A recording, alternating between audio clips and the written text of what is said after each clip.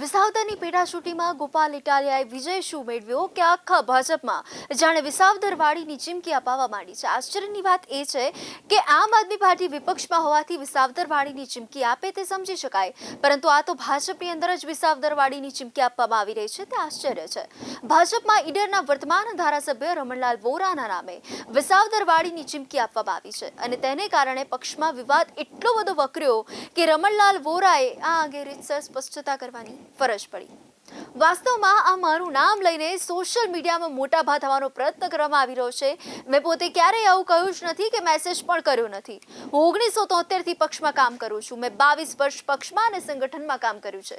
મારા નામે નેગેટિવ સમાચાર આજ દિન સુધી મીડિયામાં આવ્યા નથી। હું જનસંઘથી કાર્ય કરી રહ્યો છું। હું ભાજપનો સૈનિક છું। સોશિયલ મીડિયામાં જે લોકોએ આ લખ્યું છે તેના નંબર મારી પાસે છે।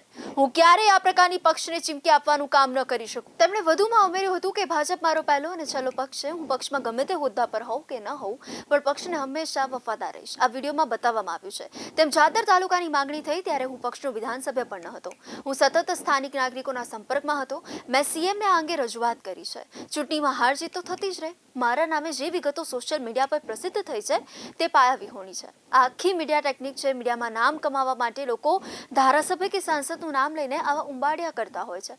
હું સોશિયલ મીડિયાની વાત કરું છું। કદાચ ધારાસભ્યના નામનું વજન પડતું હોય એને કારણે પણ આ પ્રકારે મારું નામ લઈને જાદર તાલુકો બનાવવાની માંગ કરવામાં આવી શકે, પણ તેમાં વિસાવદરવાળી વાત તો વધારે પડતી જ છે। મને જાણનારા અને પક્ષમાં મને ઓળખતા લોકો સમજી જ જાય કે મેં આવું કૃત્ય કર્યું ન હોય। હા, આવું મારા નામે કોઈ કૃત્ય કરી શકે।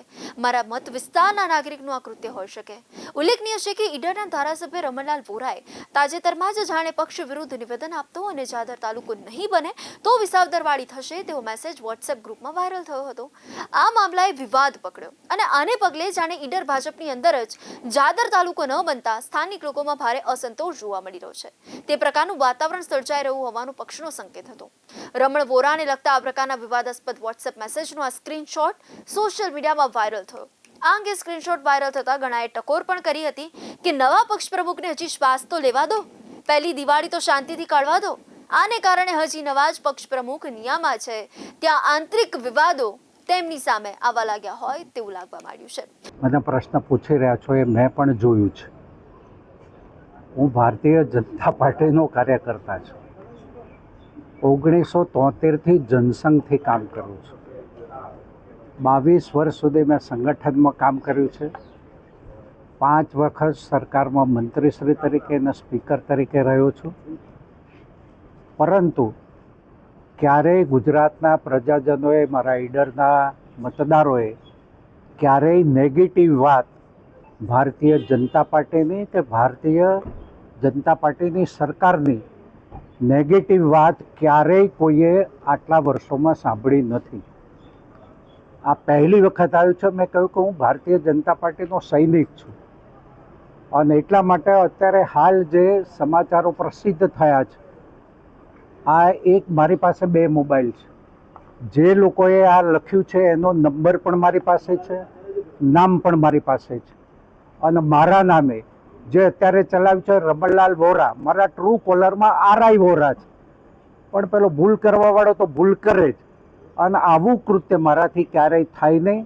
હું ભારતીય જનતા પાર્ટીનો સૈનિક હતો, છું ને કાયમ રહેવાનો છું। ગમે તે પરિસ્થિતિમાં રહે, આ ભારતીય જનતા પાર્ટી એ મારી પાર્ટી છે અને હું ક્યારેય એને શેષ દઉં નહીં। હું એને કાયમ વફાદાર રહેવાનો છું। વિષય છે જાદર તાલુકાનો।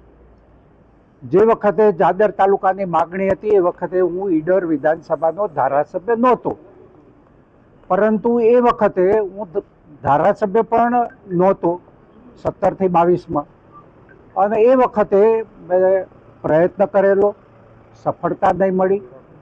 આ વખતે જ્યારે થયો ત્યારે હું ધારાસભ્ય છું।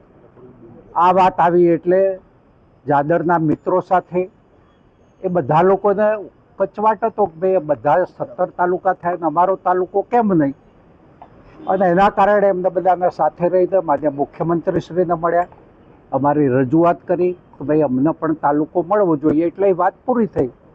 પરંતુ જે લોકો સોશિયલ મીડિયાના માહિર છે એ લોકોએ આ પ્રકારનું ચીટિંગ કરીને મારા નામે ભારતીય જનતા પાર્ટીને વિસાવદરવાળી 182માંથી 162 લોકો છીએ.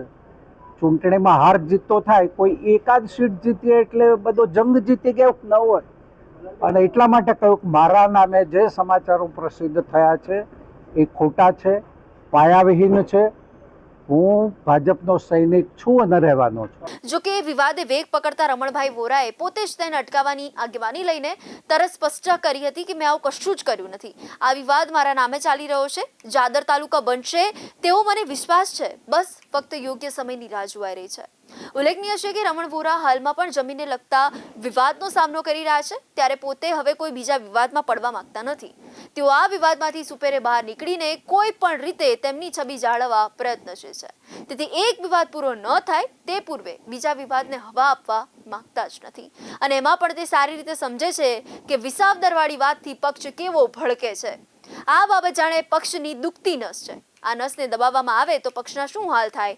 તાજેતરમાં સહકારી ક્ષેત્રમાં દૂધધારા ડેરીની ચૂંટણીમાં પક્ષના મેન્ડેટની સામે જનારાની સામે પક્ષે કરેલી કાર્યવાહીથી પણ તે સુપેરે વાકેફ છે. આ સંજોગોમાં નવા વિવાદનું સર્જન કરવા માંગતા નથી. પોતાની રાજકીય કારકિર્દીનું ગળું કોઈ પોતાના જ હાથે તો ન ઘોંટે ને. હાલમાં રમણલાલ વોરા કોઈને કોઈ રીતે મોડી મંડળની ગુડબુકમાં રહેવા પ્રયત્નશીલ છે.